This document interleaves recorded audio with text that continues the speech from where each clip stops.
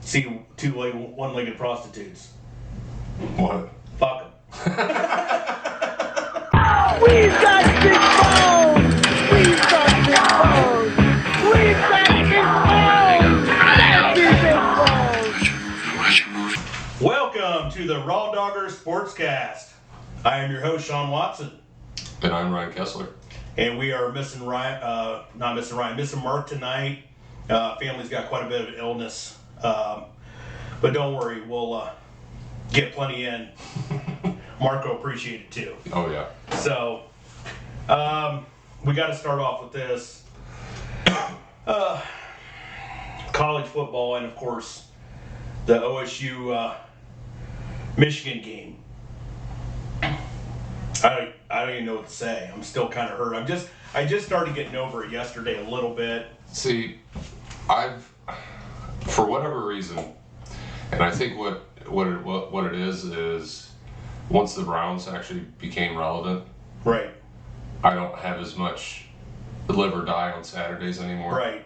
You just feel like dying every Sunday instead. Just feel like dying every Sunday, but you know, I've watched Ohio State beat the hell out of Michigan for most of my life, so Right. I think I kind of understand what Steelers fans feel like when we beat them and talk shit. Well, right. But the difference we have that age gap though. So I lived through the Cooper years. I remember the end of the Cooper years. I remember hating Michigan when I was a kid. Right. And especially like even after we won the national title in 2002, I think it was 2004 was the only year I ever bet a Michigan fan that we would beat Ohio State in the last 20 years, and that was one of the years that we lost. Oh, geez. So ever since then, I just kind of I don't get too big, and I mean, the last couple years have been the only years that even going into the game where I've had some doubts, and I think I could feel it at halftime, but even we had that lead, you don't have that same feeling with these teams the last few years of they're just going to find a way to win, and I think that element's gone, and you can put the blame on who you want, but yeah, I mean we were leading at the half, and then the second half. Yeah, they had two big plays that whole half. Other than that, defense seemed like it was playing pretty well. Right. Well, that's another point that I want to kind of bring up is the fact that, you hear this from all these Michigan fans. Oh, we kicked your ass. Blah, blah, blah, blah. Okay. You guys had a lot of huge plays. You had a 69 and 75-yard pass play. And I'm not making excuses for the Ohio State defense here. I'm just saying that it wasn't easy all day for them. No, it wasn't. So you guys weren't putting together drives against our defense. Okay, the first big one where we had a missed tackle on that little swing pass. That one you live by the blitz, you die by the blitz. Putting the guy in a bad position. And Sawyer kind of gave up on that play where he should have got in there and helped that corner out, but he hesitated, and then all of a sudden the corner missed the tackle and he's gone. Okay. So you had that play, then you also had another 75-yard pass play to Cornelius Johnson. Of course, that Colston Loveland 45-yard pass play, and then of course in the second half, of course you had a 21-point swing in the fourth quarter by Michigan, and we only scored 3. Where Donovan Edwards 75 and 85-yard run. Of course, we're loading the box to stop the run. You get past that, and it's nothing but green. So take away the big plays. And I know there was a lot of them, but take away the big plays. You're not driving against our defense. So, and I'm not saying our defense is great. They're ranked 7th in the country. Michigan was 2. Once again, consider who they played, non-conference schedule. So, I mean, say what you want about that. They earned it, though. They did. I mean, they pretty much shut us out in the second half. And Right. I think it just, once you got behind, you could feel them reeling. Right. And they got out of, because they actually ran the ball pretty well in the first half. I thought that was a good sign. And they kind of got away with it like as soon as they went down, and I just didn't understand that. And, and obviously the defensive game plan was not working as a whole. Right. And it just kept breaking and breaking. And I still think that, they're recruiting, they're too light in the ass in the front end of that defense, and probably at the offensive line because they can't consistently run the football. college football, you can't. You know, how many national titles did Texas Tech won with Mike Leach? Yeah, you can throw the ball around the field, but if you can't run the ball, you can't play with the big dogs. Right. So, and we were talking about this earlier, you know, C.J. Stroud, he's a great pocket quarterback, got a little mobility, but he's not threatening anybody running the ball. No, he's not. So that takes away half a portion of your running game that you had with Justin Fields, that you had with J.T. Barrett, Cardale Jones, guys that could tuck it and run. He's not, and he does it. It's not that he can't; he just doesn't do it. So right, no one's worried about it. You know, and I quite honestly, at a pro level, I prefer that in an NFL quarterback. I like a pocket passer. That's why.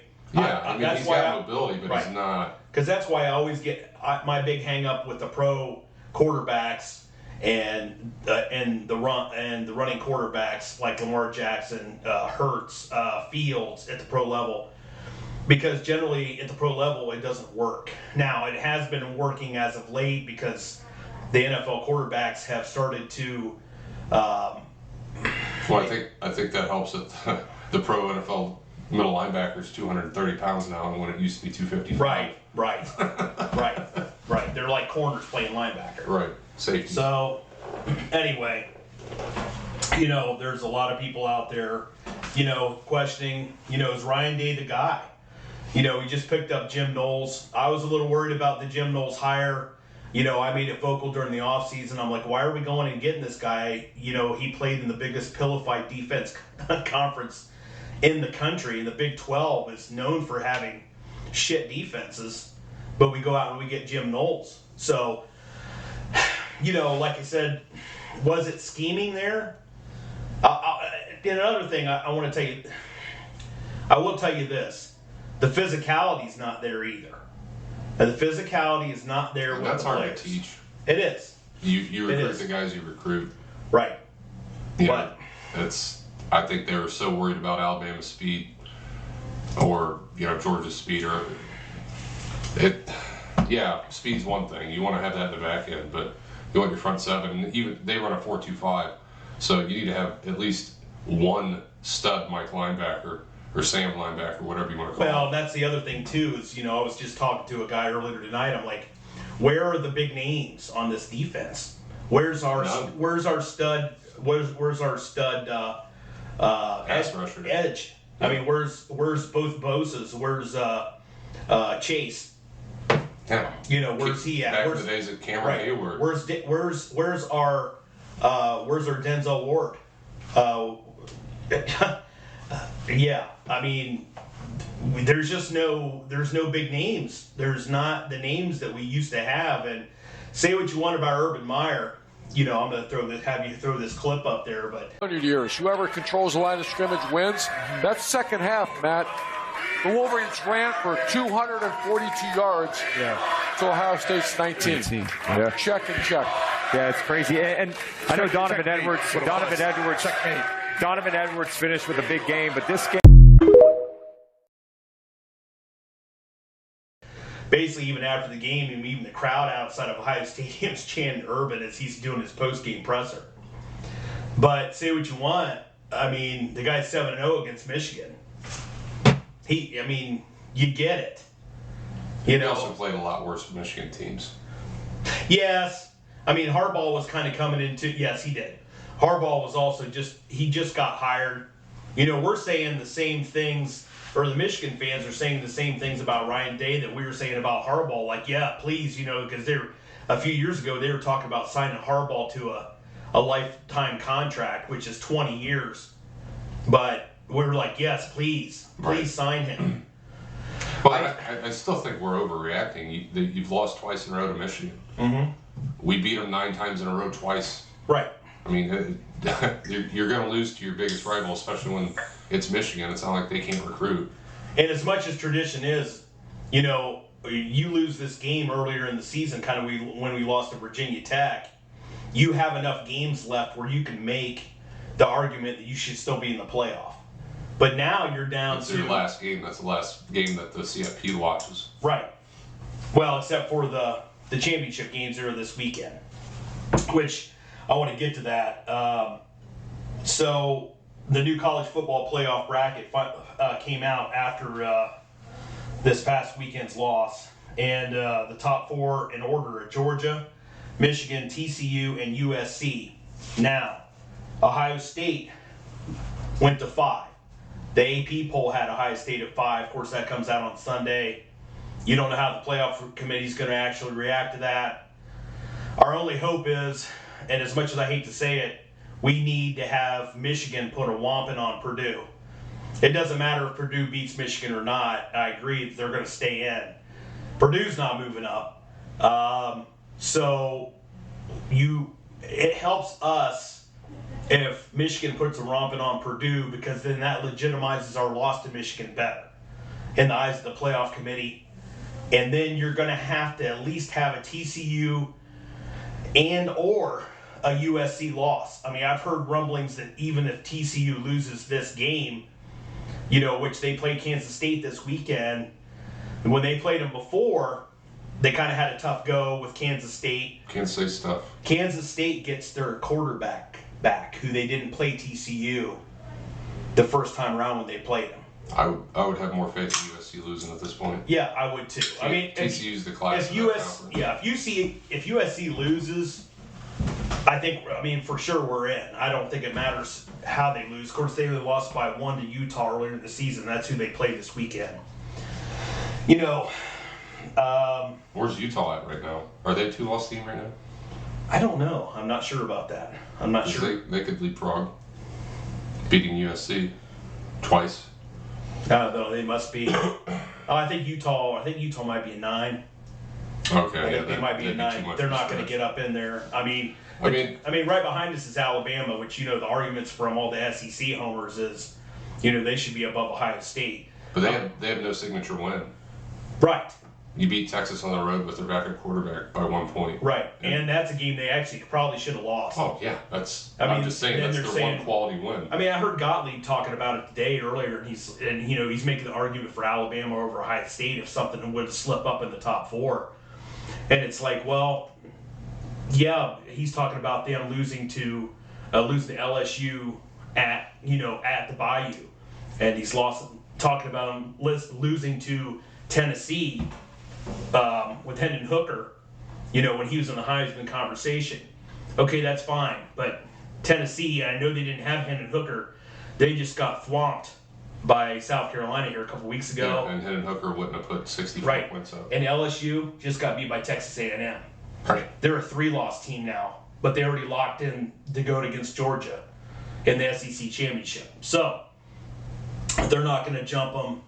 But my only thing I got to say is, to that effect, is Ohio State, even though it was a terrible loss, and it was at home, and I agree with that, it's still only 1 loss, and it's also the loss to the number 2 ranked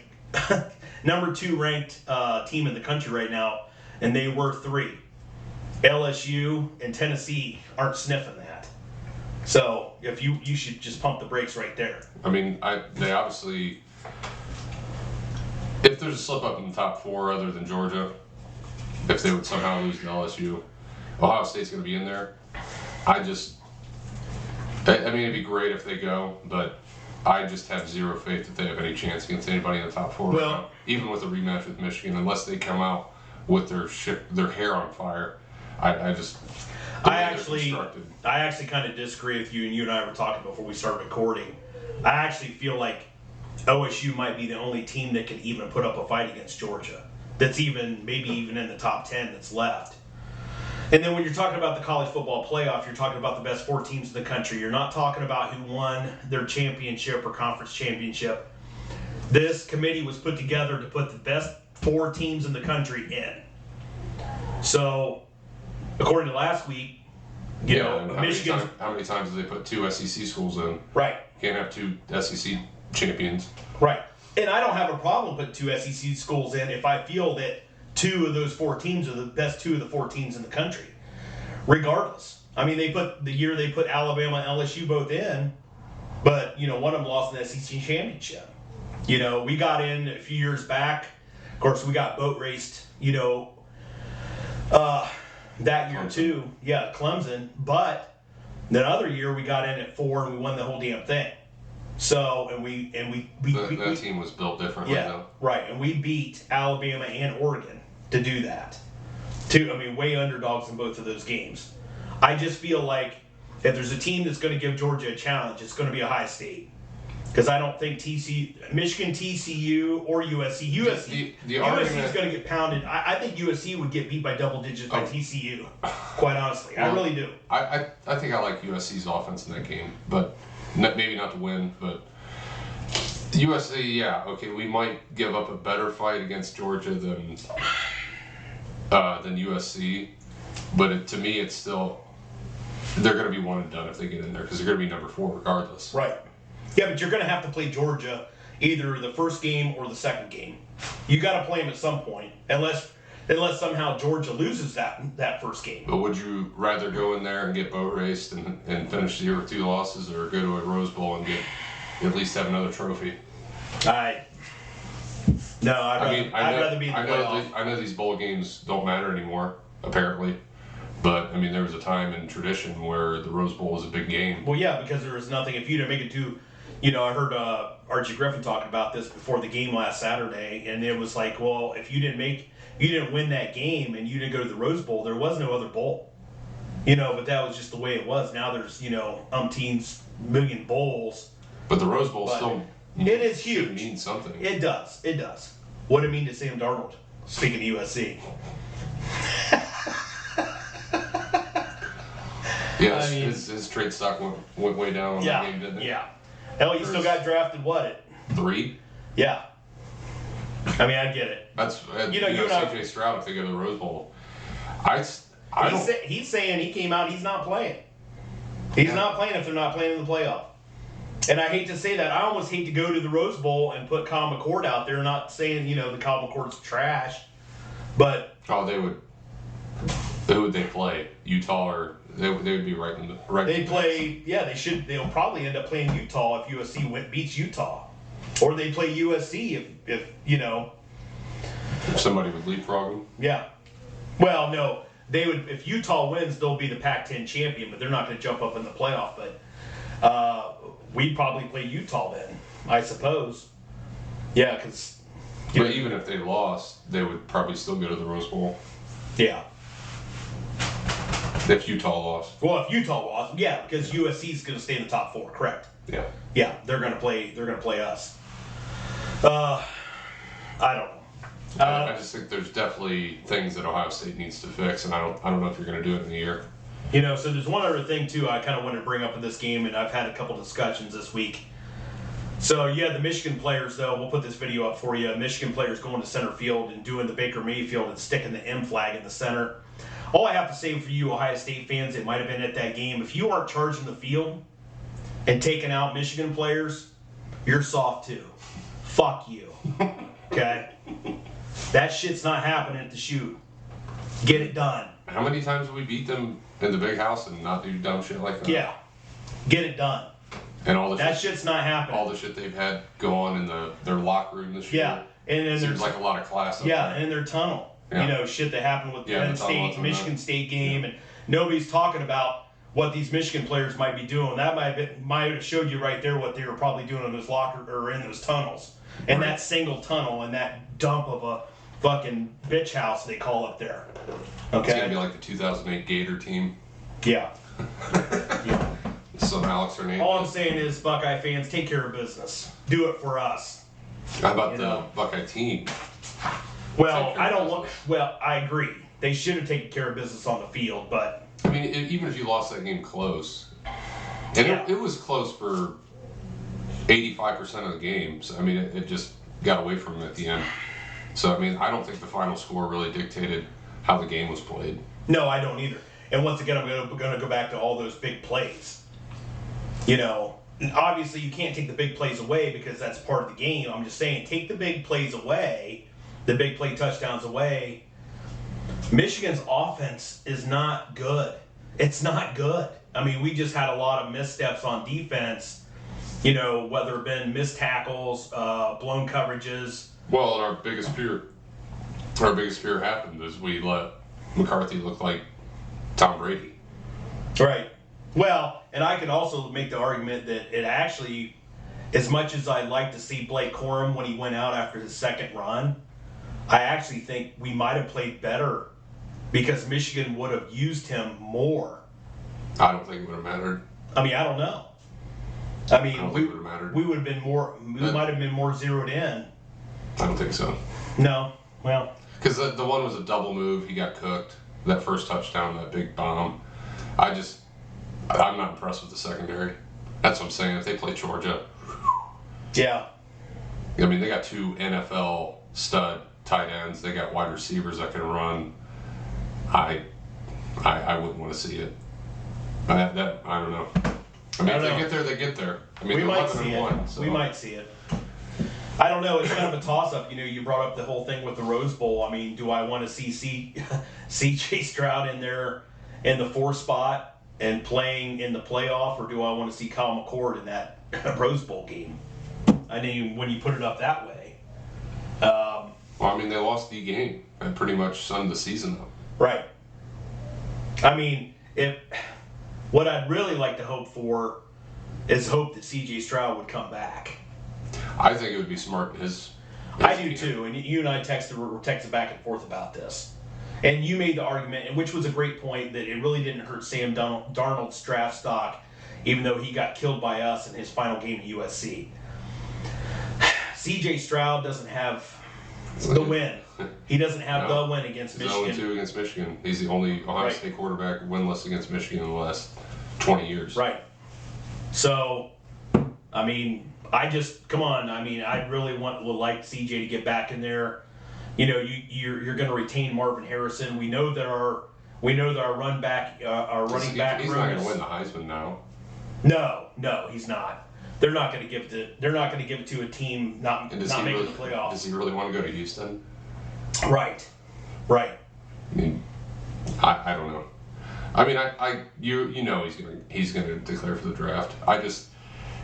There's plenty of time for that. He's making money in college. Like, why wouldn't you live it out? Well, Give it one more you're shot talking against about the Michigan. NIL money now. Yeah, Too, he's so it's making like- millions. Right. So, yeah, I mean, obviously, getting drafted and going to the pros is a lot bigger payday, but still, I mean, just come on. And then when he's talking about, I'm not even going to play, in a non-playoff scenario, I'm like, that's when I say, is this a culture problem now that we have at Ohio State? Is this a culture? Mark and I were talking about this earlier today. He doesn't. Everyone does that. Yeah, but he doesn't. I'm just saying. Yeah, you're right. But the other thing I wanted to bring up is this culture that Ryan Day has cultivated. With the players not being beasts. You don't have the physicality that you used to have under Urban Meyer. Even Jim Tressel. The physicality isn't there. I think the physicality's been mostly gone since Tressel's left. Well, but then again, Mark made the point that, Urban started, one of the reasons why we got Urban is he was able to recruit out of the South and take more of this finesse approach so that we could compete for a national title, getting out of the Big Ten, because that's what you have to have. Well, it might have come back and bit us in the ass on Saturday because they were just smashing us. They were smashing our players. They were smashing us at the line of scrimmage.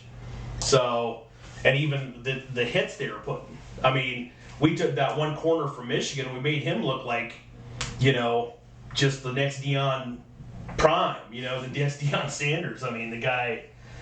All right, we got to get off this. We could turn this whole pod into, Yeah, there's so much joy Sunday. So much joy. There is. And we're going to get to that right now because this is another reason why I kind of let off with, the elephant in the room, but also I wanted to get past it. So, moving on to the Browns. The really only highlight of my weekend was watching that Browns overtime victory against the Bucs and downing ya boy. Actually, it's Mark's boy, B-O-I, Tom Brady. The GOAT got unhorned. So, quick stat I wanted to bring up about this game. So, Tom Brady has never lost a game when leading by 7 points or more with 2 minutes left in the game until Sunday. 218-0.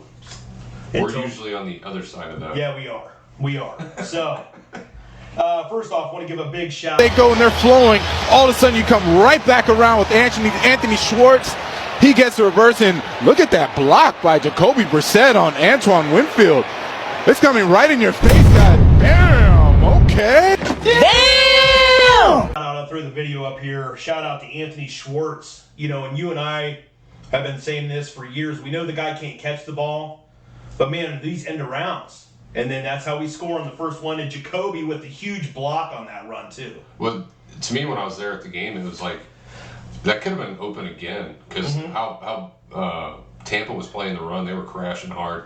And again, Deshaun comes back, you're not going to be able to do that. So that's going to open some shit up for Nick Chubb. And he had a phenomenal day. Yes, he did. Another 100-yard day by Chubb. Yep. And the defense kept it close so they could actually keep running the ball. That's a big one.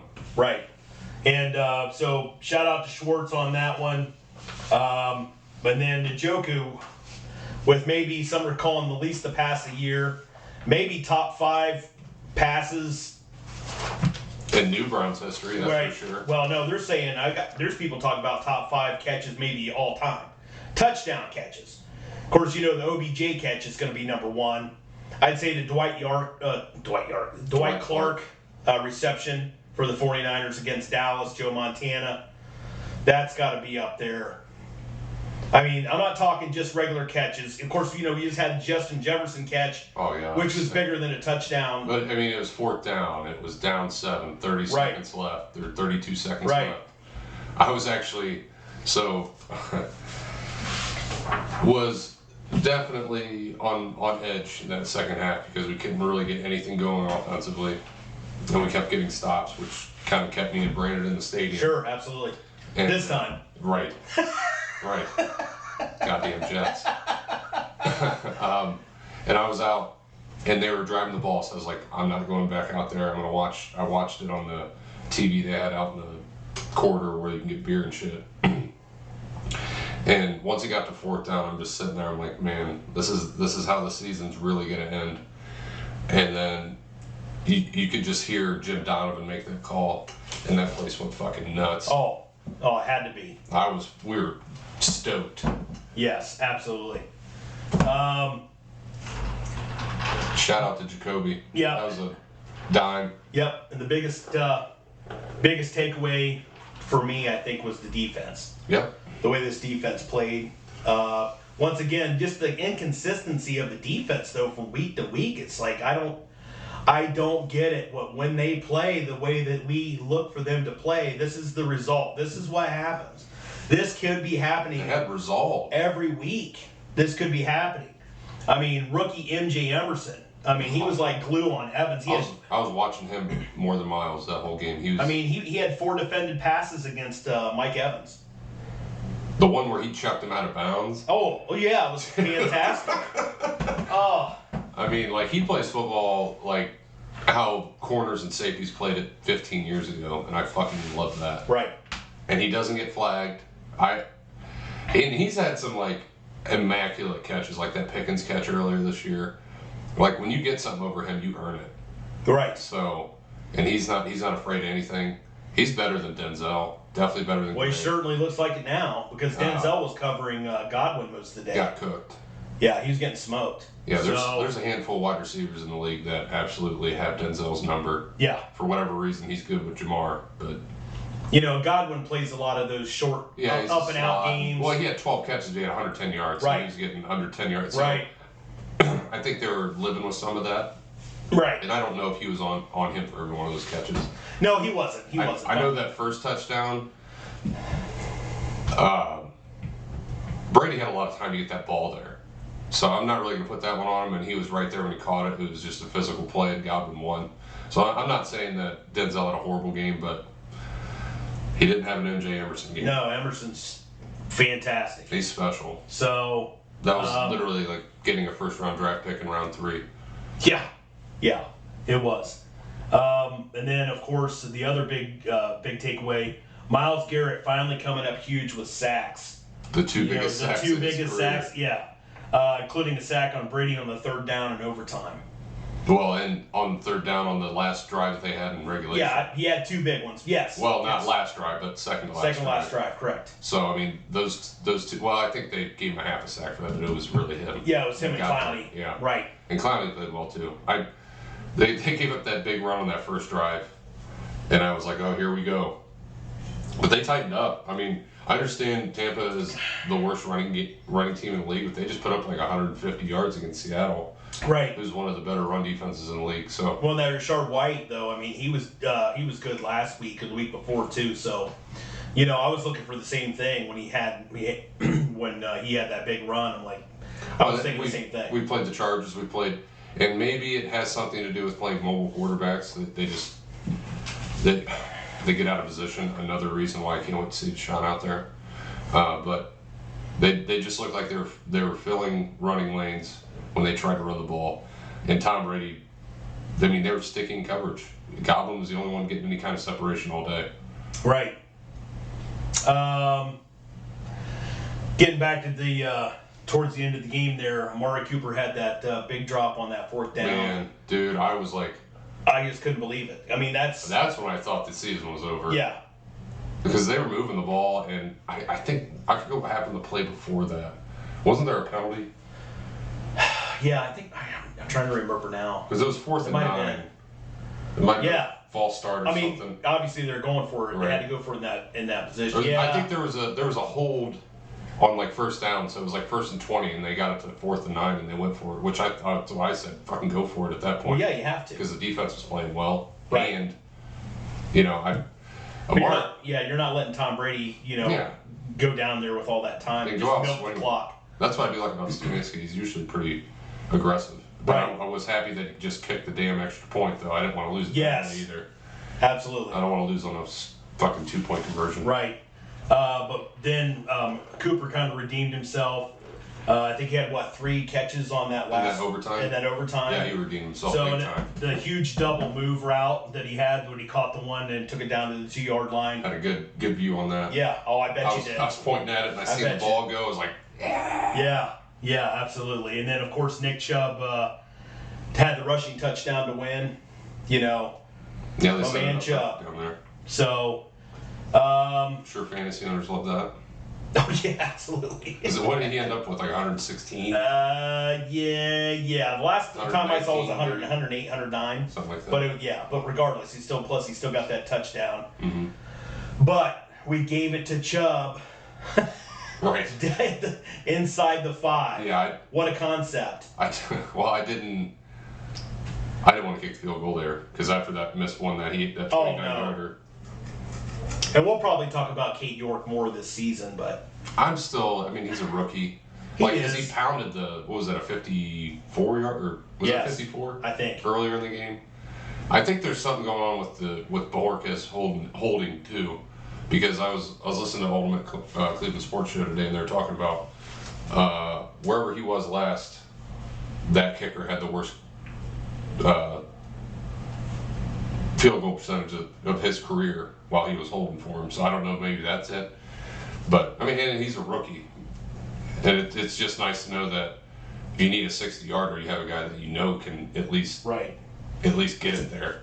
The other thing I want to bring up too is, Todd Bowles has been getting a lot of shit on this. I couldn't really even understand it either, but his clock management. Yeah, right at the end of the game. End of the game, I mean, you got Tom Brady, okay, and I know I'm a Tom Brady hater, but you got Tom Brady who has done this so many times in his life, and all you have to do is manage the clock and give Tom enough time.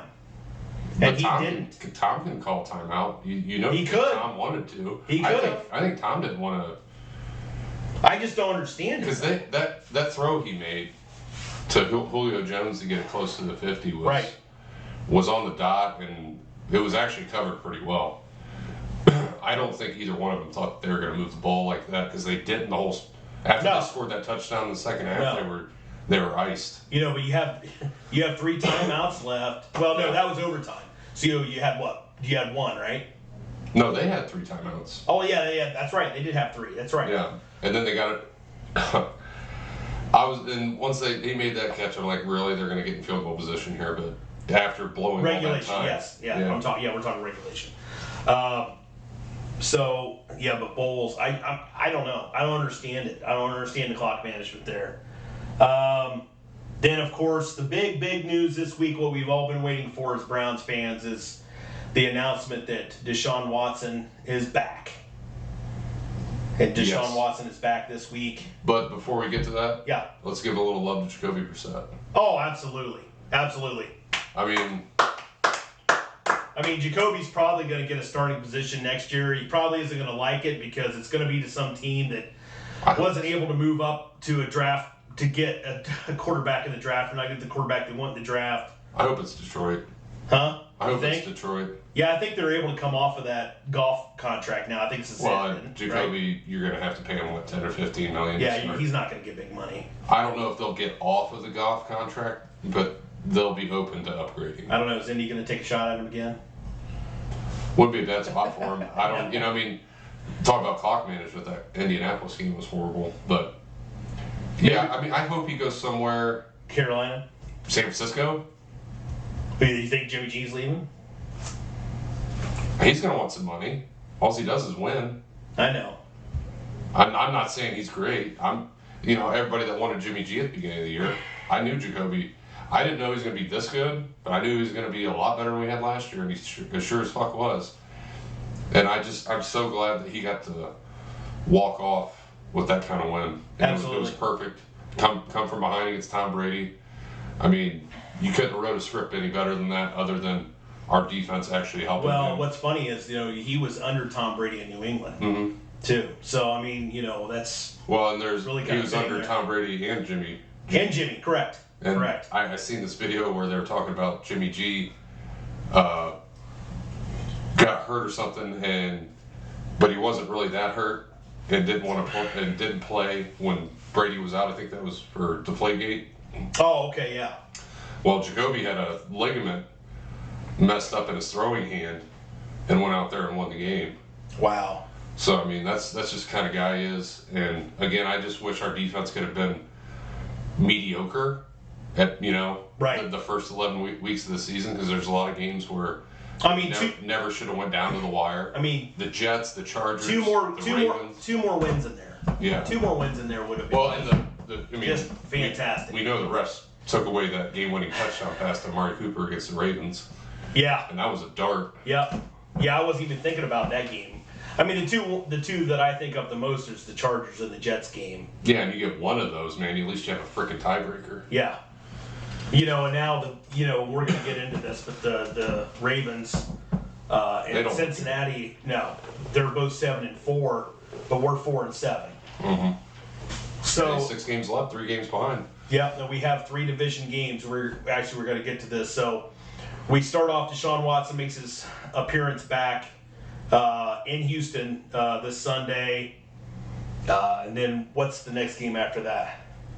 Do you know? I don't know. Can you pull it up? I think it's at home against the Saints. It's home. I know the Saints were in there, but I know we have at Cincinnati, we got at Pittsburgh, and then we have Baltimore at home, right? At home against Baltimore. Right.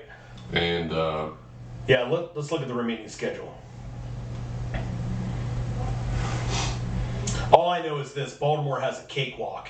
Oh, Commanders on the road. That won't be an easy game. No, but Baltimore has a pretty big cakewalk going out the rest of the way here. But they're not playing well. They just lost to Jacksonville. Yeah, we're gonna get into that game too. Okay, so basically, I mean, it's a pipe dream, but at least there's a dream. Sure.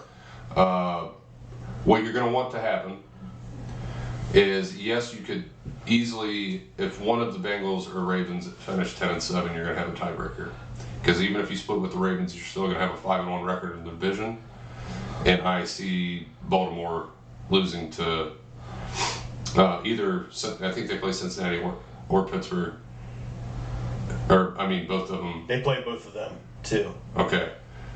So you're going to want Pittsburgh to upset one of those teams, if not both. And if you beat both of them and win out, you're going to need them to lose to one other team to finish the year. Right. It's not that far-fetched. Right. Because you're probably going to need the division to get in the playoffs. Well, yeah.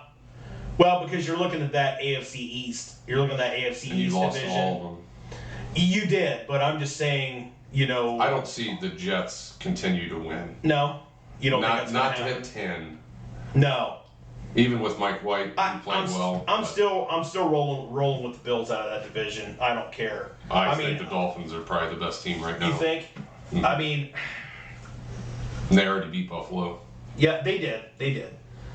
But I think I can see a world though where that division is cannibalizing themselves out to the end, and possibly only the division winner gets in.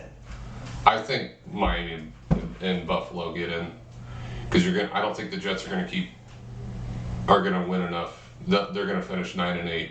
Okay, so And I don't think New England's going to finish any better than that. right. Okay, so let's say so you have one wild card coming out of there, right? Mm-hmm. So then let's talk about the AFC West. That's another one. I'm not sure if the Chargers reach 10 wins. I don't know if the Chargers are getting to the playoffs. Right. I think they're going to miss the playoffs, and their coach is going to get fired. Yeah. Because he's not gotten enough out of that team. They're stacked. Obviously, Kansas City's going to be probably the number 1 seed. And then in the South, it's just Tennessee. Just Tennessee. So let's say you got only one wild card tied up in that AFC East. You still got 2 left, right? Mm-hmm. So one of those two, let's say Baltimore or Cincinnati wins the division, Mm-hmm. the Browns can get in. They can, but that's where it gets really tricky. Because if the Chargers do hit 10, Correct. you're done. Correct. Because If New England hits 10, you're done. yeah, because we've lost. If New York hits 10, you're done. So, yeah, it's possible. Certainly possible to get a wild card. Because I could see the Chargers, because even in their wins, they don't look good. They just seem like a 9-8, 8-9 football team. Right. And like I said, with the Jets, I don't trust them. And I just don't think New England has enough to keep pace. Because I think they still have plenty of division games left. Yeah, I worry, quite honestly, up until this last week, I probably would have agreed with you. And granted that and we're going to get into that game too, but the Jets obviously played Chicago Without Justin Fields. Okay, and I get that. But Mike White was like a revelation of that Jets offense. He was last year, too. Yeah. Yeah, Mike White is the guy. He's the guy. I don't know. And it's He's the guy that they should move with going forward. Correct. But I don't trust him yet. Yeah. They very well could do. I mean, he had some good games last year, though, too. Yeah, he did. And then he got benched again. Yeah, he did. But I think a lot of that, too, is the fact that, they invested so much in Wide receivers, tight ends. Zach Wilson. Yeah. Look how high they drafted him. Well, they did, but he had a couple of good games and then he got benched because. But Wilson, we talked about it last week. He was basically a game manager. Oh, yeah, he's Baker Mayfield. Right. I never understood that pick when they made it. Yeah. Like Zach Wilson was on no one's radar until the combine and the pro days happened. No. Okay, so he looks good throwing a football with his shirt on. What the fuck does that mean? Yeah, he's Mormon Mayfield. Right. With the What are we hot doing? mom. Yeah, you're right. God, let's not forget about the hot mom. And that pick and the Trey Lance pick of that draft, I mean, Trey Lance had a season-ending injury, but you know what? I don't care. You may never make it back because that's just where the chips fall, man. And now Jimmy's winning. Yeah, it's going to be hard. They could extend him. I can make the argument, I think, even though I think San Francisco probably has a top 3 defense at worst in the NFL right now.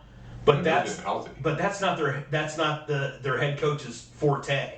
Right. Okay, I can make the argument that if they would have rode with Trey Lance, Kyle Shanahan could be out this season, along with the GM. Shoot, what's his name? Lynch. They could be gone.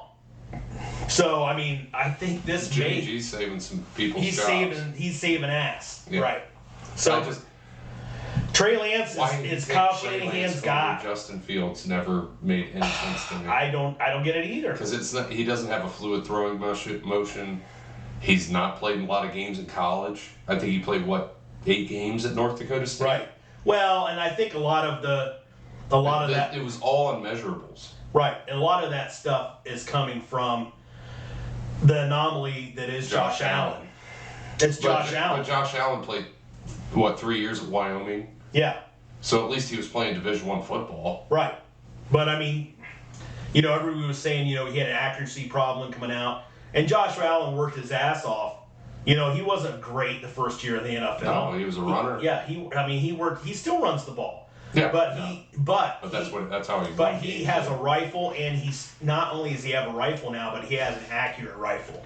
Yes, and he has it upstairs. You're right. But I think the whole offense goes through him. So he leads the league in interceptions, but when the whole offense is going through you. Anything else you want to cover on the Browns game?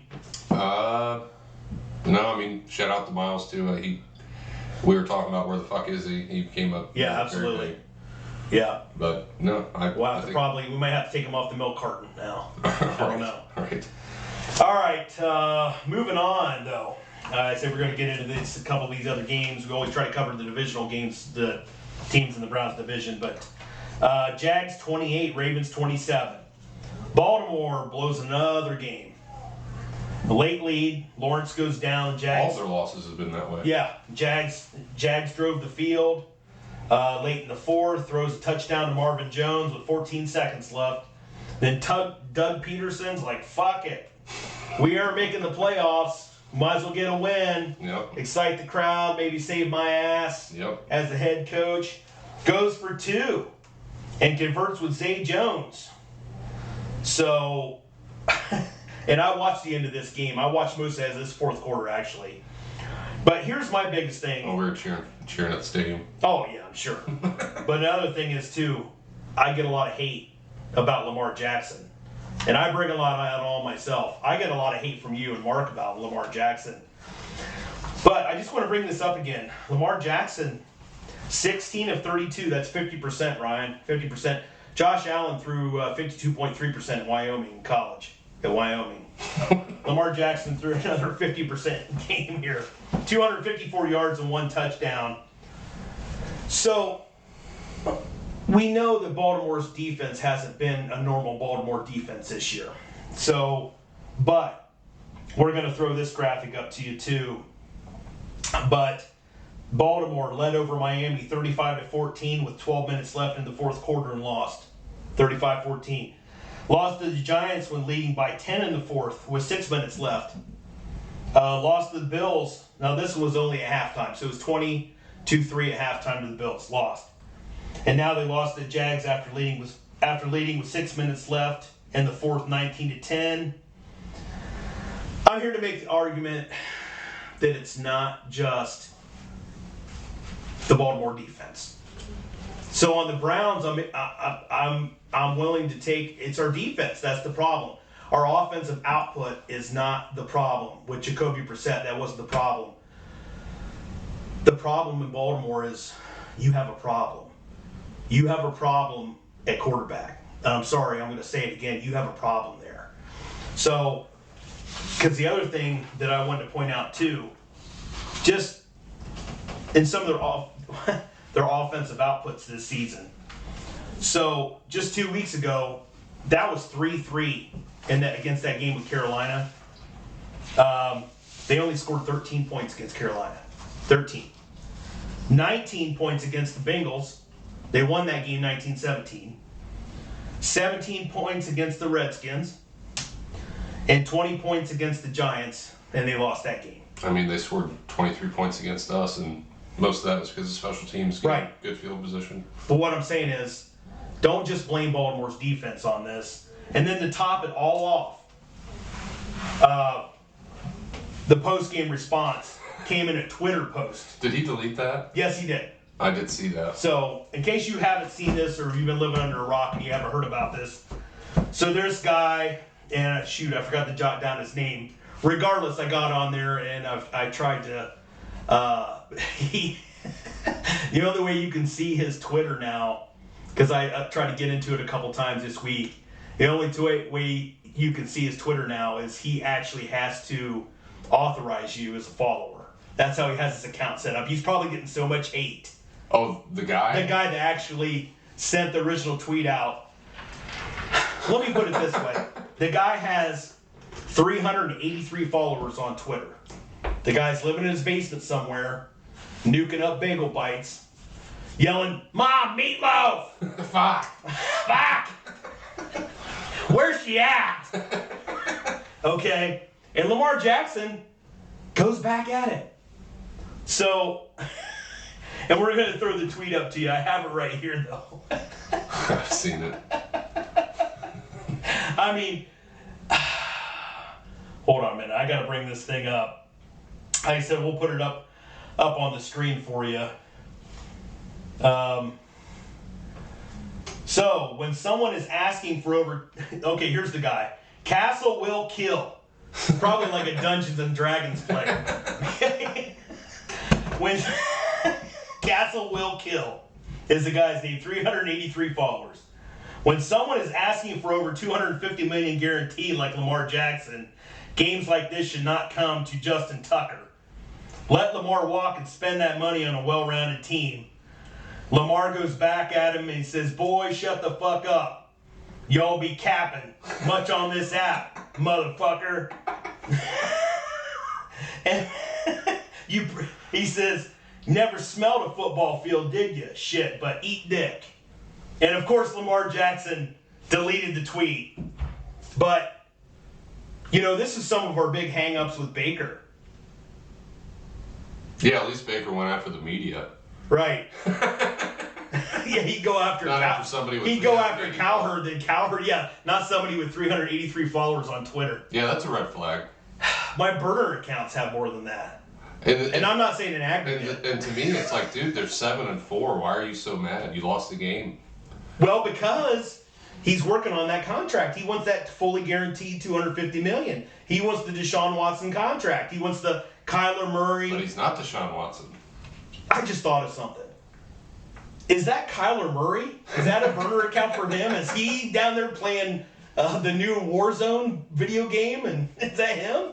Will Kills? Will Kills. I mean, I can't get in there just to see who it is. I mean, I wanted to see. Maybe the guy's got, pictures He's from incriminating. Phoenix, Arizona. Yeah, he's got incriminating pictures of him with with dreadlocks and sores on his thumbs for playing fucking video games. I mean, I'm still not out on Lamar though. I mean, that's fine. You can hate him all you want, and I will. I understand. And I'm going to. I don't think he's worth that money. I mean, I don't really. Who gives a shit what someone's worth? It's what they're willing to pay. The Browns were willing to pay Deshaun Watson $230 million guaranteed, and now they don't have anything other than Mark Andrews there for him. And the offensive line is not good. And we've talked about that. There's a reason why free agents don't go to Baltimore. Lamar Jackson's the reason. It's the offense they run too. Right, but it's built around him. It's built for him. To run a speed option, not to have any type of downfield passing game or even a semblance of it. That's why it's like watching college football when you watch Baltimore. It's just all shotgun bullshit. I mean, Beckham, and he wants to go to a winner. We're going to get into that later, but he wants to go to a winner. Baltimore's not on his radar. Why isn't he going to Baltimore? They're probably, they're a division front runner right now. Why doesn't he want to go there? Well, no, and to couple with that too, like wide receivers also see, okay, you play in Baltimore, and then you have to go to Cleveland and Pittsburgh and Cincinnati.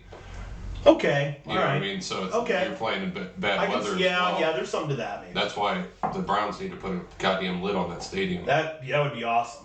But thank God we traded for Amari and DPJ is getting developed. Right. Which I will say, that was kind of weird. He got 2 catches on that first drive and then nothing after that. Who's that? DPJ. Oh, yeah. Yeah, he did. Yeah, because he's really been an up-and-comer here, too. Mm-hmm. He's really, and then especially when Njoku was out, he was getting a lot of targets. Tampa has a good defense, though, so I mean... Well, in a normal year, they do. This year's Tampa defense isn't that great. They're talented. Yeah, they're talented. But they're not playing that well this year. So... I don't think it was a really good day to throw the ball that day either. No. It was pretty windy. It was. Okay, moving on here. Bengals 20, Titans 16. Joe Burrow... I was watching that at the stadium. I really wanted Tennessee to pull that out. Right. Joe Burrow with another fourth quarter touchdown. Joe Cole to Higgins. Jamar Chase out for this game again, but also Joe Mixon also out for the game. Samaje Perine filling in for Mixon, but he had 17 carries for 58 yards and a touchdown and 4 for 35 receiving. The defense, though, the Bengals defense held Henry to 38 yards rushing on 14 carries. But they did give up a big 69-yard catch and run. Yeah, I did see that highlight. Yeah, so they did give up that big play to him. Chase, like I said, Chase out.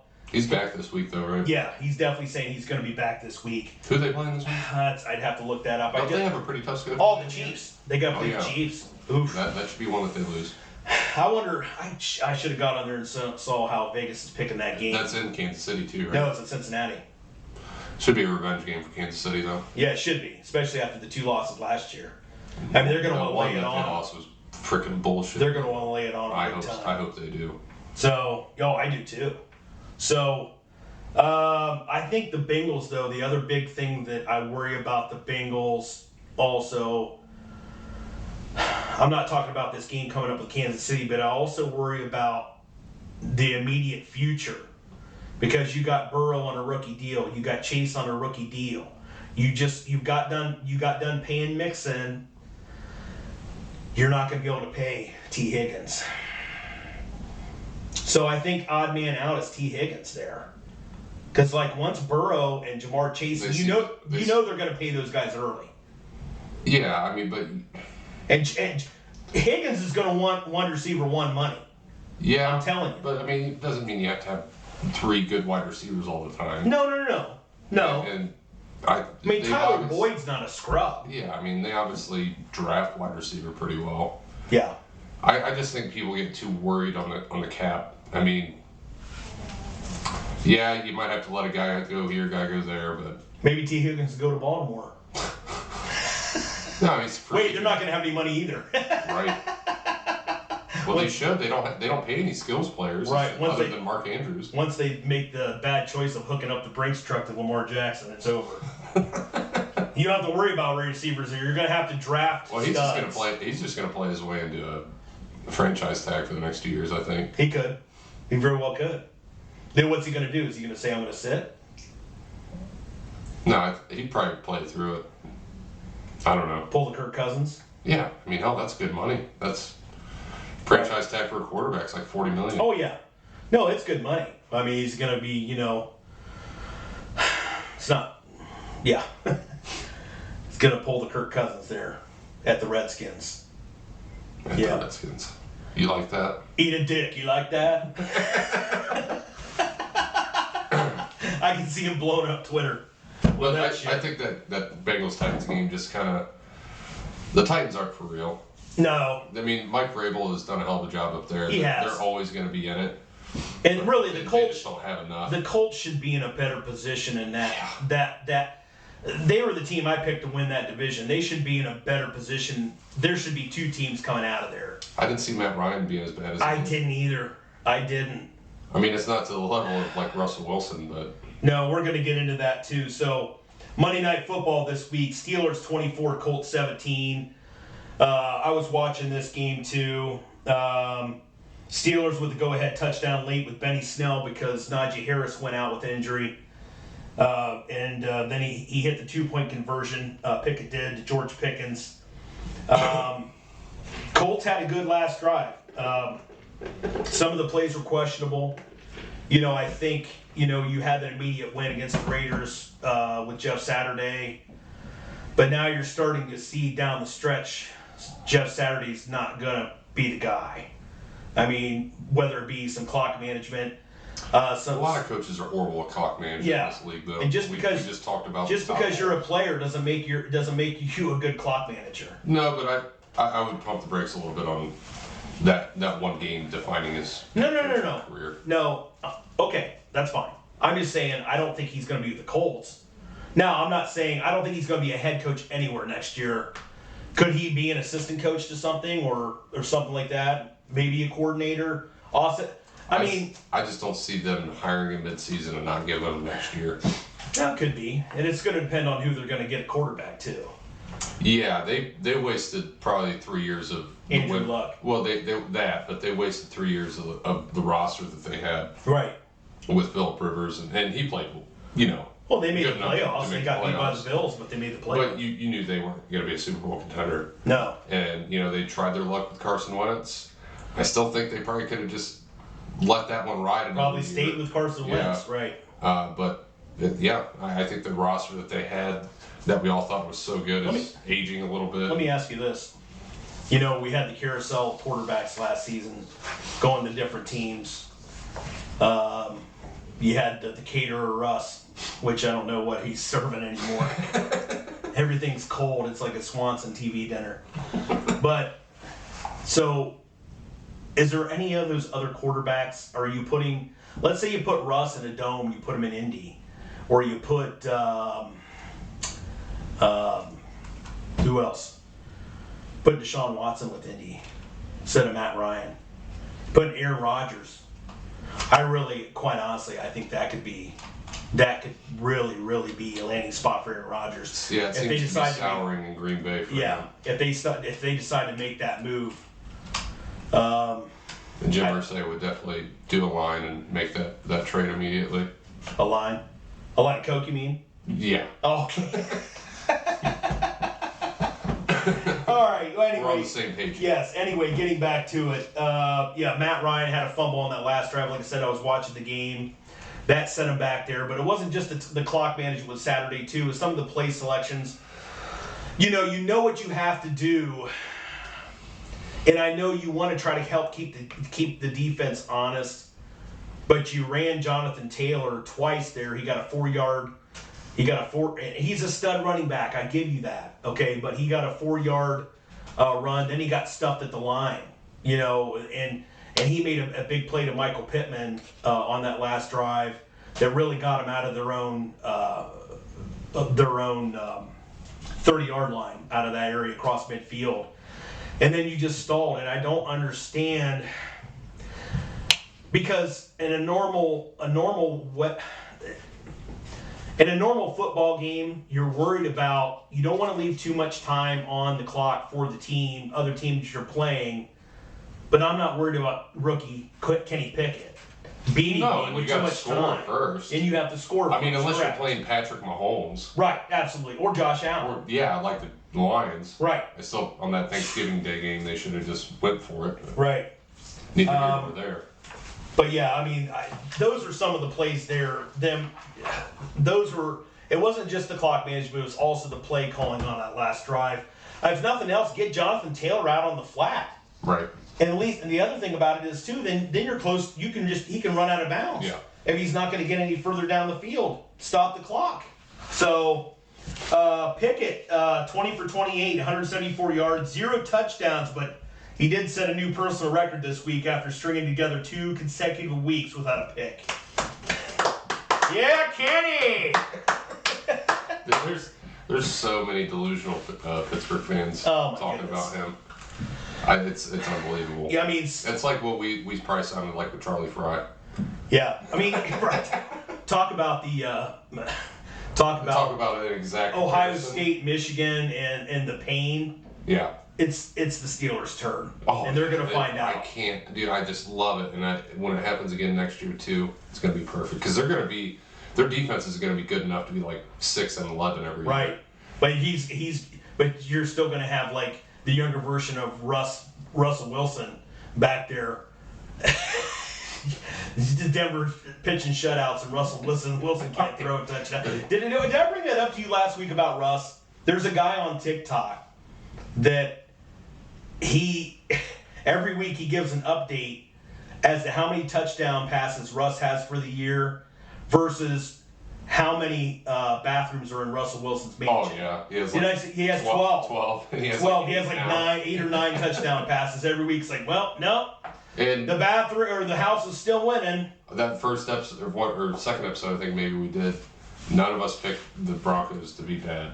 No, and they are. I had them winning. Awful. I might have had them win the division. I might have had them win in the division over Kansas City.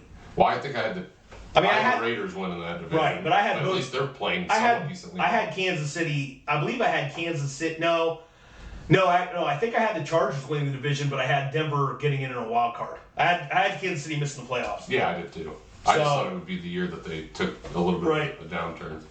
I mean, hey, you can be wrong sometimes. Matt Ryan, 22 of 34, 199 yards, a touchdown, and also a pick. And nothing new there for Matt Ryan. Just want to throw this out there too. I've gotten a habit. I've hit these 2 weeks in a row over on mybookie.ag, and we'll throw the link in the bio again for our listeners, or the link in our description on YouTube. But I love doing player prop parlays on Monday night. So I had one, and then I couldn't believe what the payout was going to be. So it was anytime touchdown, Najee Harris, Jonathan Taylor, and Paris Campbell. And Paris Campbell is really the one that put that over the top. So I got plus 1,046. So I'm basically, yeah. So I threw like a $10 down on that one. So, but Paris Campbell did not score. Pittman did, but of course the payout wouldn't have been as good. But that was a heck of a value parlay there. Like I said, get that over at MyBookie. Grab our link. Jonathan Taylor, 20 for 86 yards and a touchdown. So regardless, right now, we're tied with the Steelers in last place at 4-7. And once again, we talked about this, the Bengals and Ravens leading the division at 7-4. So, the Cincinnati, I haven't looked at the remaining schedule. I know Baltimore's this week. But yeah, we need to, some stuff needs to happen. And thank God we got 3 division games left. Right. You know, but I still think I would pick Pittsburgh over Baltimore right now. Right now, the way Baltimore's playing. Right now, and I've got a guy and I follow this guy too online, and he's been really, really good. But he's saying take Houston plus the 7 points this week. Now, I don't know if Deshaun Watson's going to come back. I expect there to be rust. I expect there to be timing issues. I hope there isn't. But it wouldn't surprise me if there is. And I also worry about Dameon Pierce and our running defense. I worry about that showing up against that rookie Dameon Pierce. So we should win the game. When people say rust, they're going to be like, "Oh, Deshaun missed the pass. He's rusty." Yeah, I can already hear it. And I'm not buying into that. I mean, he hasn't been hurt. He's been working on his game, working on his mechanics for 2 years.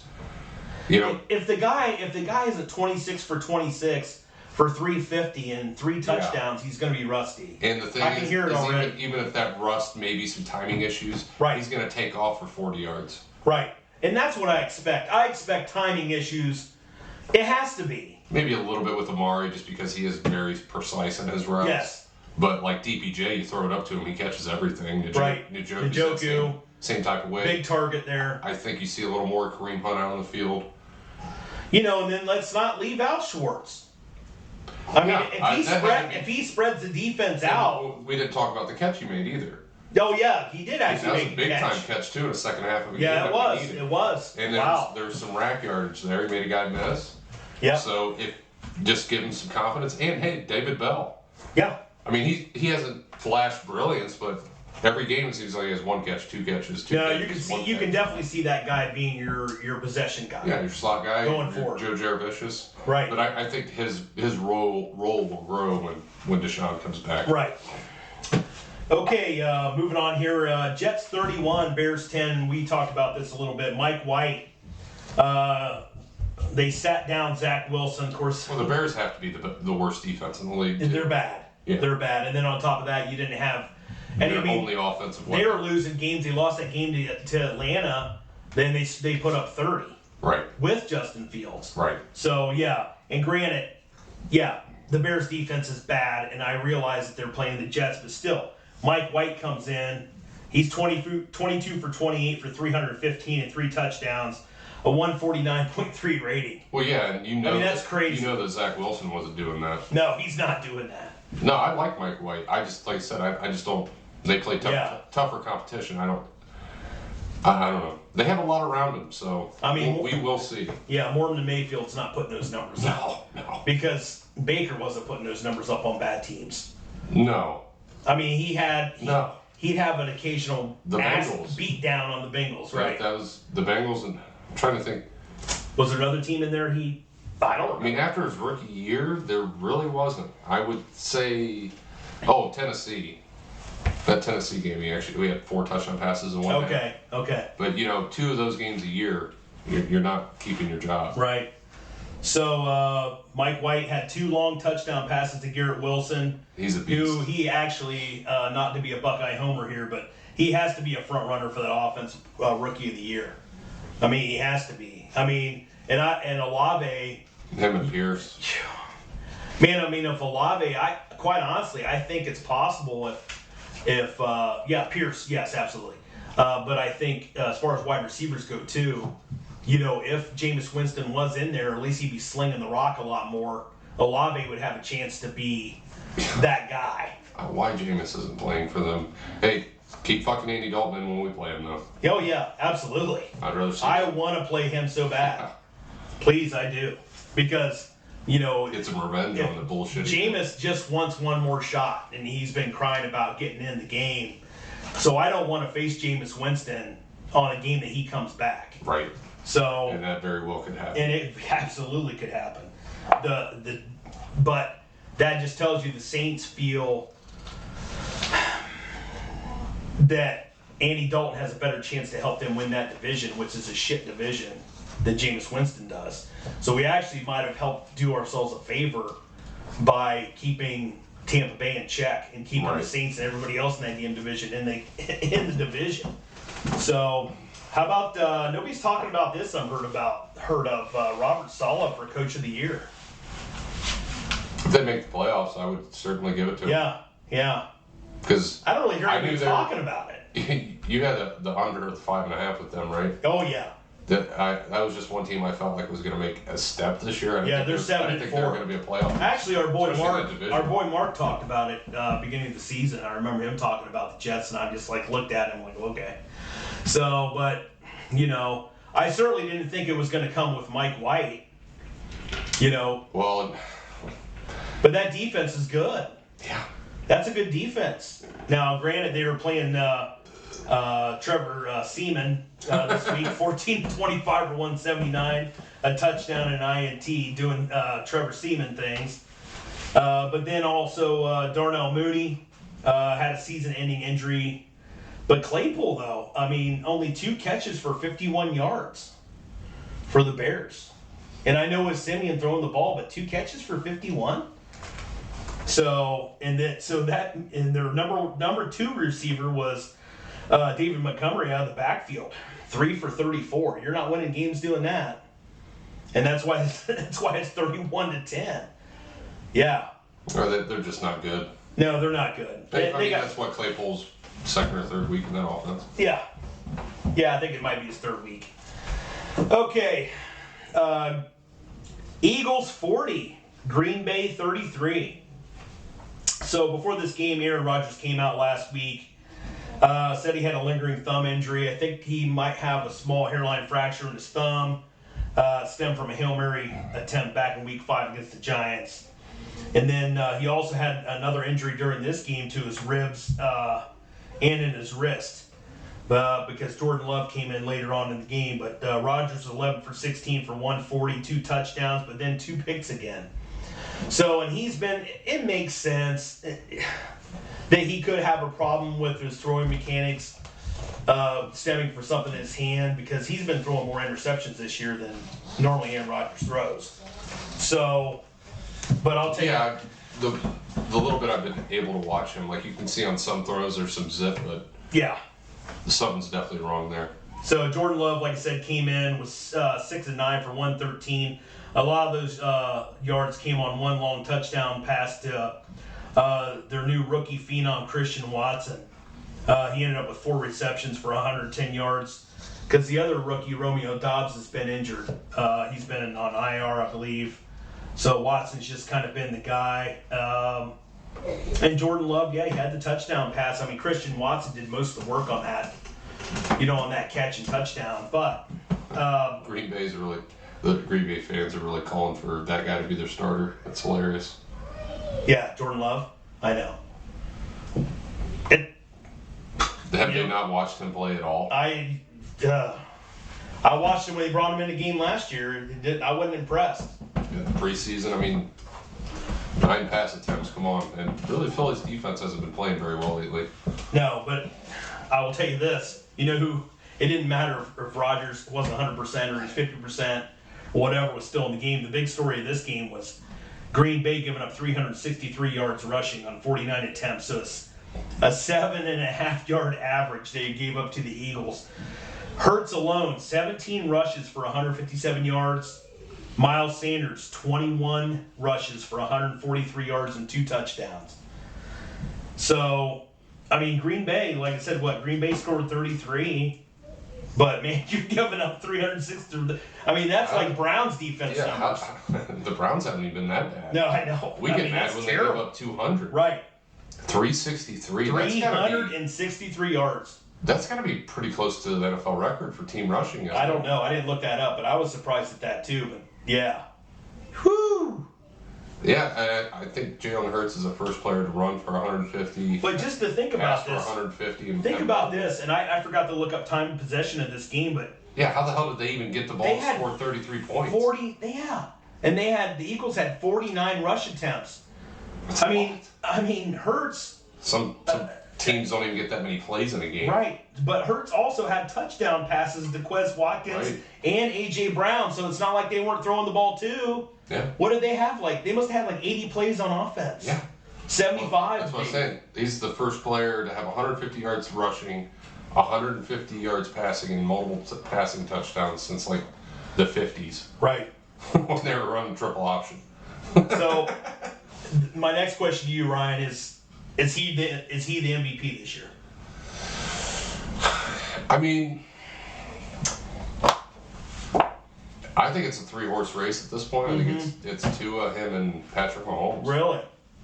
Josh Allen's out? Mm-hmm. T2 is not in my conversation. To me, it's Hurts. Josh Allen has too many interceptions. Yeah. It's hard to. It's Hurts. It's Hurts, Mahomes, and Allen. Have the best record. If Josh Allen was 9-1 right now, then I know, and I get that. I mean, but Tua's lightning. I mean, if you didn't watch him play and just look at his stats, he's unbelievable, and he's on. I still think probably the best team in the hottest team in the NFL right now. Yeah. Other than Kansas City, which they got a tough one. They got a tough one this week too. So they play the Niners. Yeah, that'll be a good. So I mean, I'm gonna tell you what, Ryan. If Tua has a good game against the Niners, I'll rescind a lot of my Tua hate, but not for right now. Go out and prove it. It's just not that I love the guy. They just have everything around him, and he's making it work. Yeah. They took our playbook of getting Jarvis and OBJ, except they drafted Jalen Waddle and then got Tyreek Hill, who they're both probably the fastest wide receivers in the league. Yeah. So, and they have Gesicki there, and they brought in the running back, decent offensive line. Yeah, Mostert, and actually Jeff Wilson is. Yeah, he's been the unlocker. Yeah, he really has. He really has. Other NFL news this week. So Ryan, I'm sure you saw this. So apparently the Redskins and Dan Snyder, leave it up to this guy, said that they're going to reveal a new statue at Redskins Stadium. Did you see this? So it was the Sean Taylor. You didn't even see this? The mannequin?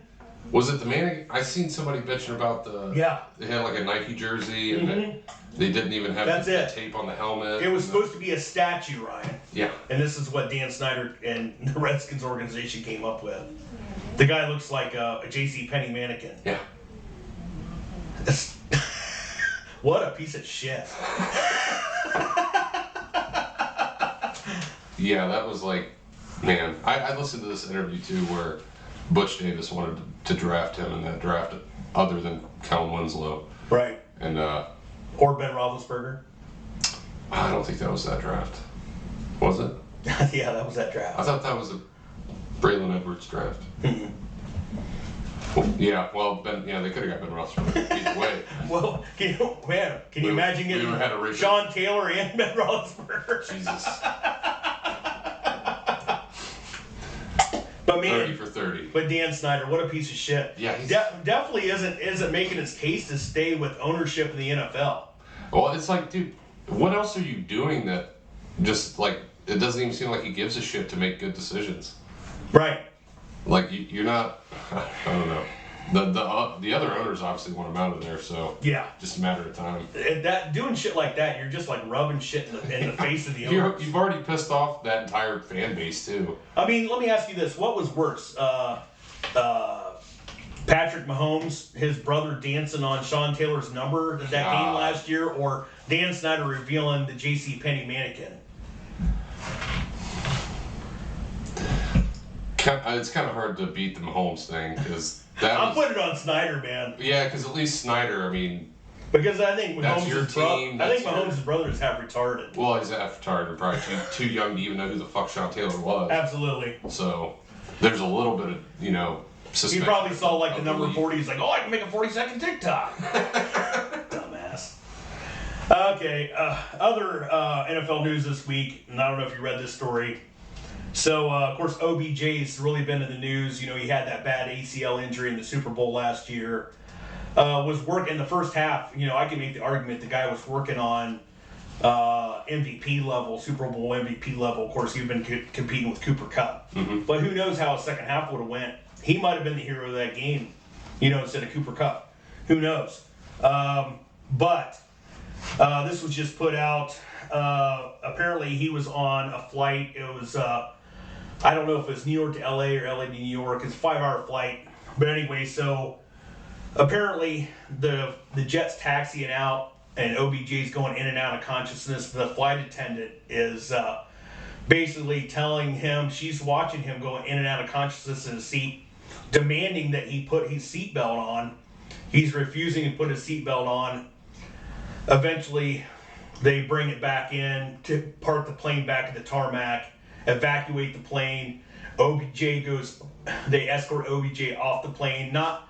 But no criminal charges have been off. He wasn't arrested. Files weren't charged against him. But then on top of that, so Jerry Jones comes out just yesterday and he says that basically this will not deter the Dallas Cowboys from seeking out OBJ. I don't think it'll deter anyone from seeking out. I don't think so. It's hilarious, and if one of us did that, we're not getting off of that. No, charges. we may not get off the plane. Some sky marshals probably.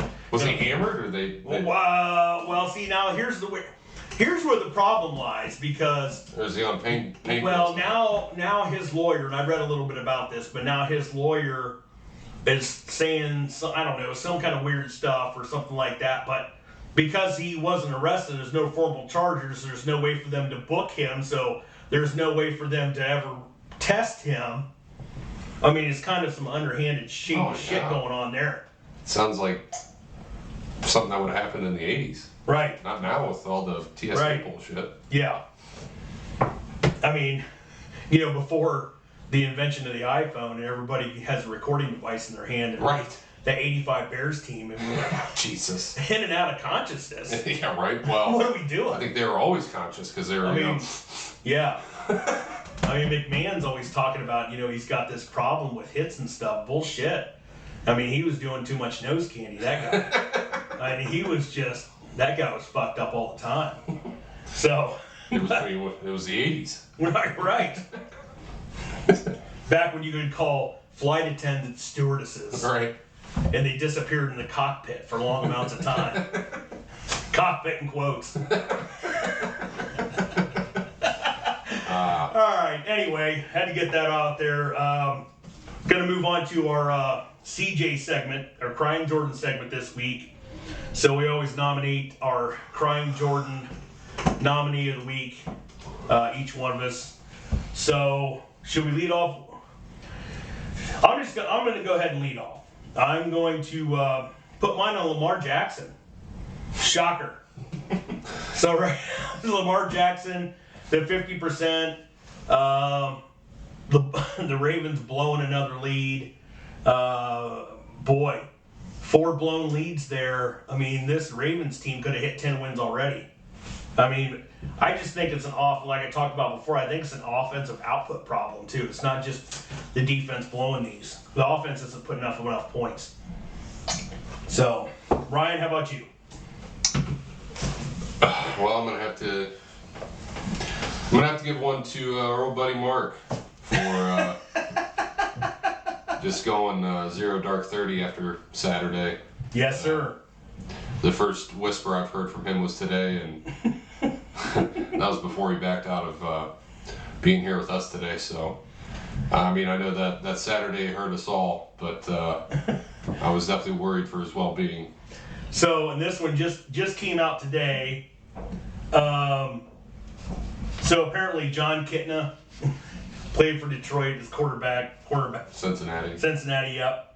Kitna's son, 19, the backup quarterback at Florida, just got arrested today for child pornography. So he is Mark Wade's crying Jordan of the week. Chomp down. Once again, chomp down in quotes. You're a backup quarterback at Florida. What are we doing? You have child porn? Why are you banging cheerleaders? Yeah. And people always talk about Urban Meyer and his dirty programs down there in Florida. He's not there anymore. Right. You got Winslow down there. You had Aaron Hernandez. Or not Winslow. You had Aaron Hernandez, doing shit. I mean... Doing a lot of shit. That whole team had some characters. Yeah, they did. But now you got Kitna's son coming out. Jesus. Poor guy. Poor guy. Not really. All right, Ryan. Want to move on to a little Cavaliers? Yeah, we talk a little Cavaliers. All right. What do you say? I mean, I know that you keep up on this more than I do. The Cavaliers. I don't worry about basketball really till like March. I don't worry about NCAA basketball at least till March. I don't worry about it at all anymore. Yeah, and then I don't worry about NBA basketball till April. So I mean, as long as you're making the playoffs. Now I do like the fact that we're at the Cavaliers are in third place now. They're 13-8. I think they're in third. Are they in third? I think they're three games back of. I think they're 3 games back of the Celtics. Maybe are they 2 or 1 games behind the Bucks? Yeah, and they've lost to them twice. So yeah, they're 2 games behind the Bucks, 4 games behind the Celtics, who are 17-4 right now. Okay. But the Cavs, for all the moves that they made this offseason, they lost to Toronto. I think it was last night. For whatever reason, they have our number. And then you had Darius Garland being out for those games, and Donovan Mitchell took over, and we had that hot start. They're starting to get a little more consistent right now, but I think they're still just filling each other out, and I still think they're going to have to make a move at the deadline if they really want to make a push for it. What do you think we need? We still need that wing shooter? Mm-hmm. Need a defender too? Yeah, like someone like who he was here before with LeBron, Crowder. Okay. Someone like that can defend and shoot 3, because Okoro is not that, on a consistent basis. I think a year or 2 from now maybe. But I don't think Okoro is quite big enough to be that 3 that you want on the court. When you're playing, when Giannis is out there and they want to go big or anything like that, or to know you can switch with the 3. But I think they're fine. I think they're playing pretty good basketball. They're beating the teams they should beat normally, and they definitely have trouble with Milwaukee, and they have just a matchup issue with Toronto, it seems like. Yeah. But I think they'll figure it out. I think once the All-Star break comes around, they'll make a run. And how hot Boston is right now, I don't know if they'll be able to end with the 1 or 2 seed or anything like that. And when's free agency? When's that in the NBA, Ryan? Remind me again. You remember? Free agency? Yeah. Like free agents. Is there an ending point with No. I mean, they have waiver and all that good stuff. They have you talking about the buyout? No, I was talking about, is there like a free agency cutoff date like the NFL has? No, you can do it whenever? Well, I mean, you can do it whenever with free agency in the NFL too. I guess trade. I'm sorry. Okay, that's what I meant. Like, I'm sorry. Yeah. Not trade free deadline. agency, trade deadline. Trade deadline is right after the All-Star break, like a week or 2 That's right. after. You're right. Yep, I misspoke. That's what I meant. But again, I also think that the team that they have constructed right now, you're still waiting for Ricky Rubio. Mm-hmm. And that will help, cut some minutes down on your 2 guards. Hell, they're third in the Eastern Conference right now. That's one thing about the NBA, though, right now, as a Cavs fan. I don't have the ability to watch right now, but when I can do that again, I'll definitely watch them a lot more because, it's a young team. They're fun to watch. Right. And they compete, so. Right. Well, in Mark Wade's honor, we have to have a FIFA segment. Of course. Haven't watched a second of it. Yeah. Actually, I did watch the majority of the USA against Iran yesterday. USA had to win that game to get out of all of that for one goal. Their group. Yeah, I know, right? Jesus. That's what's so depressing. USA, ties Wales, ties England, and then has to have a win to get out. Of course, they have the Netherlands coming up, but they beat Iran 1-0. So now there are 16 teams left. And Ryan, I'm going to tell you something. Over at mybookie.ag, you can grab the USA to win it all at 10,000 to 1. Jesus. I already put 10 on it. That pays me $1,000. Why not? I couldn't believe it myself. Wouldn't that give you 10,000? No, it's 1,000. 100. So I'd have to put up 100 to win 10,000. Oh. Because everything's based off 100. Oh, okay. So, but if you go over to MyBookie, like I said, once again, go ahead and grab our link in the YouTube description. 10,000 to 1. Yeah, I'm taking that all day. Wish Mark was here to talk this up a little bit. Because besides that, I don't really know who's good, who's not. I don't know anything about the sport. We're playing the Netherlands next Apparently this there's Saturday. offsides too in soccer that I never knew about. Yeah. I only knew it because my kids play soccer, which, Yeah, they're in I've their played third soccer year. since I was like 8, Yeah. so I Right. don't remember any of it. So, but apparently Netherlands generally has a good team. So, I don't know, it could be another, 1-0 nail biter come Saturday. I don't 90 know. minutes of it or whatever. And what's funny about this is, so when you're looking down the lines, and I couldn't believe this, so they're almost like baseball. They're like baseball spreads, where everything is like either plus 1.5 or minus 1.5 runs. It's minus 2.5 or plus 2.5 on the overs. Quite honestly, I'm thinking about taking every game on Saturday and just betting the under. How many games so far? I don't know, but how many games right now have had more than 2 goals? Like total? Yeah. I have no idea. That's the first score I've seen out of any of this. Yeah, That's how much but to have 2.5, how are we missing 1.5? How are we going through the 2 number for a total and getting to 3? Taking the under 2.5, it just seems like a home run to me. But And to me, why the hell are they still allowing draws? Like just fucking penalty shots. well, and I don't even know that in this next round. I assume in this next round there probably wouldn't be draws because it's a knockout round, right? Is it knockout or is it still round robin? No, it's knockout because we're out of the round robin stage. We're into the knockout now, so it's win or go home. I believe This determines the next round robin. Am I wrong? No, they're actually in a bracket. Yeah, who knows?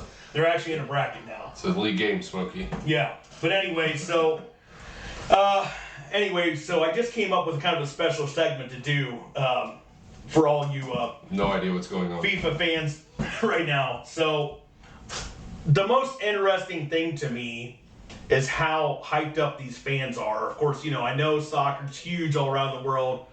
Biggest thing, of course, NASCAR fans will be out there, man, we got it still, and you've seen people show up. Shut up.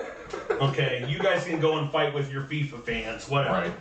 Okay, but the fun thing to me is to watch photos or to watch these fans dressed up for their country in the stands. Have you seen any of these at all? That's right, you haven't watched any, but they are absolutely fantastic. So what I thought we would do was we're going to go ahead and I'm going to name off a country, and I'm going to go ahead and put up a picture of their fans, and then I'm going to put that the media has publicized, and then I'm going to put up a picture of some fans dressed up that didn't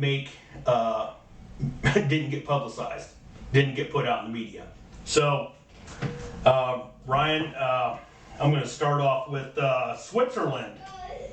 So, Switzerland here. like I said, we'll put these up for you. So, I mean, this right here is enough to make you laugh. But Switzerland, so. The She Devils? Yeah, I don't even know what that is. So, of course, you got the blocks of cheese. So here's one of the some of the fans that didn't make the cut from the Swiss.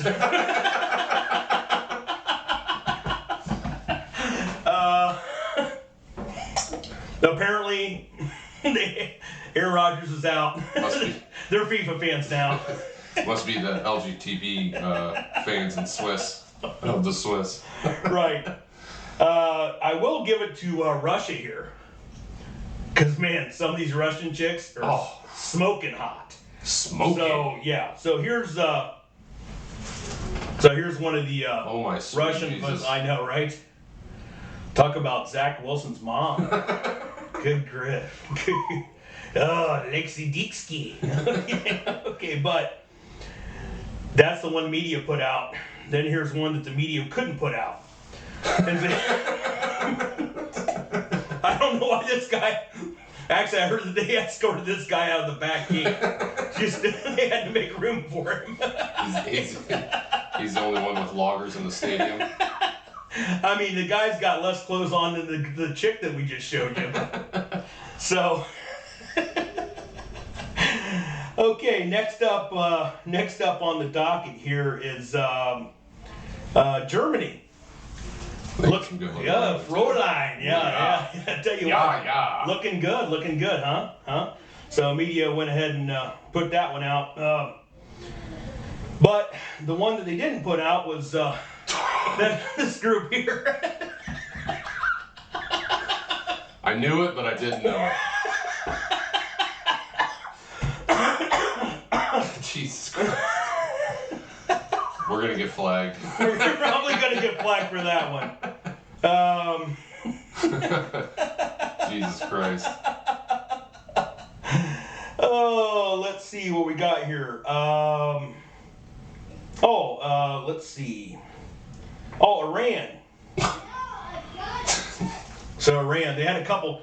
Yeah, so here's the one. Oh, look. Oh, no women, you say? Yeah, no women. They weren't allowed coming. But there was a couple pictures. There's a couple pictures. If it's a goat, I swear to God. No, it's not. So here's one here that they weren't allowed to put out in the public media.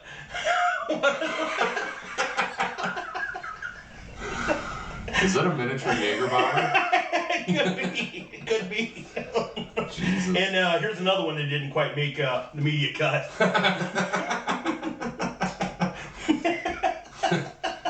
Jesus Christ. So many Soviet weapons in there. Speaking of hot women, though, Brazil. Here's one. Oh my. Yeah. Sweet Jesus. Wow. I mean, I don't even. Makes me want to learn how to speak Spanish. Is it Portuguese? I think Portuguese is the Brazil? native. I think so. I'm pretty sure. I thought it was Spanish. Well, maybe it is. I don't know. Could be wrong. I can't speak of the one. Right. But the one they couldn't was this guy.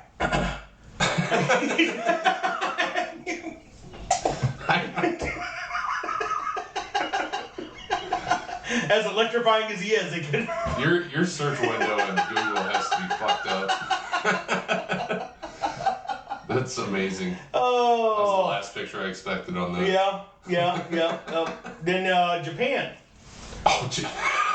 No, I mean, this is the real media photo. These are these people doing this. Dude, do they not know what clowns look like? Do they not have clowns in Japan? I think this guy owns a McDonald's franchise.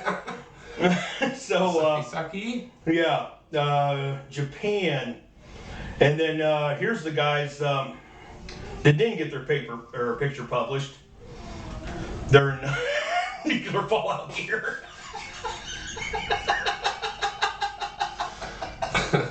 I was expecting Hiroshima.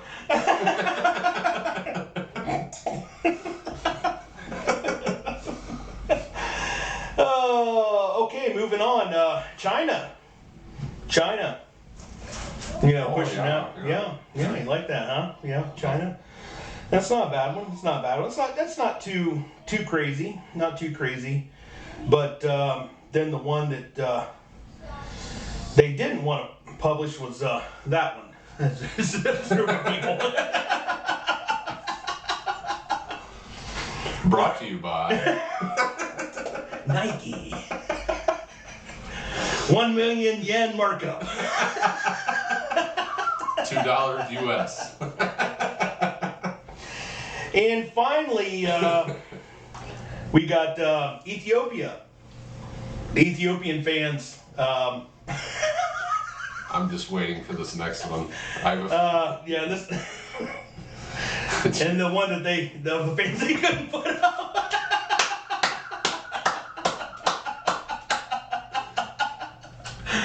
Oh boy! What a wonderful world we live in today. Oh, and one little final one here. Of course, we got England when they played us, and then of course, like the hell on his chest there. So are they out? Sir L. No, they made it out. They made it too, apparently. But anyway, hope you enjoyed that as much as I enjoyed creating it. It'll be worth all the work I have to do later. Anyway, Ryan, you want to take us out? Yeah, sure. Thanks guys for watching us this far. Any new guys or anybody that hasn't liked or subscribed to the channel, that would be great. More interaction we have, the larger we can grow this thing, the more we can put on the channel. We're not rich men, so we can only do what we can do. Right. But we appreciate the views that we get every week. Apparently Dan Snyder's not rich either. Right. I'd like to go hang out. Or Ethiopians. I'd like to go hang out on his yacht for Right. 6 months out in Right. the ocean. But yeah, like and subscribe. I try to do my best to get it up on this, Spotify and Apple. But these do take time, and sometimes I forget. But And don't go ahead. Don't forget about our merch. Yeah, don't I'm forget wearing it about right now. Get yourself a authentic Raw Doggers t-shirt. Just $20, $6.95 shipping. Take Venmo, or you can just drop us. We'll trust you. Just drop it in the comments. Hit us up on any of our social media platforms. We'll be happy to send one out to you. yeah, absolutely. Other than that, you have anything? Nope, I think that's it. All right, Raw Dogger out. Out.